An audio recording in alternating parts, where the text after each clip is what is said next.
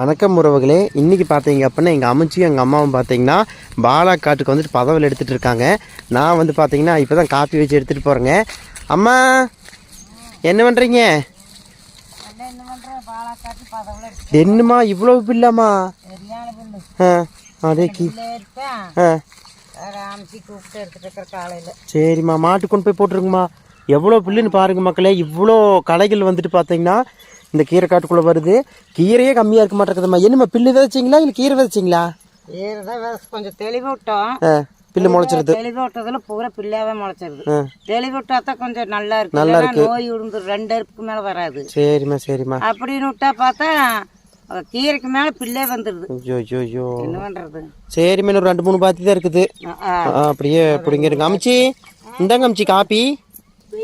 இந்தாங்க அமிச்சி வர காப்பி இல்லைங்க அமிச்சி, பால் காப்பி. பிடிங்க அமிச்சி, பிடிங்க அமிச்சி. நான் எவ்வளவு நேரம் தான் நிற்கிறது?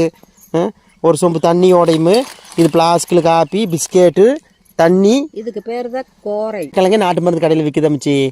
இது வந்து சாப்பிடல. இந்த கோரக்கிழங்கு சாப்பிடலாம். ஒரு விதமா எல்லாத்தையும் மதிப்பு கூட்டி கோரக்கிழங்கு என்ன எனக்கு தோட்டம் காட்டில் இருக்குதா பூராத்தி வித்து. பாய் பாய். நம்ம பாய்மா. பாய்.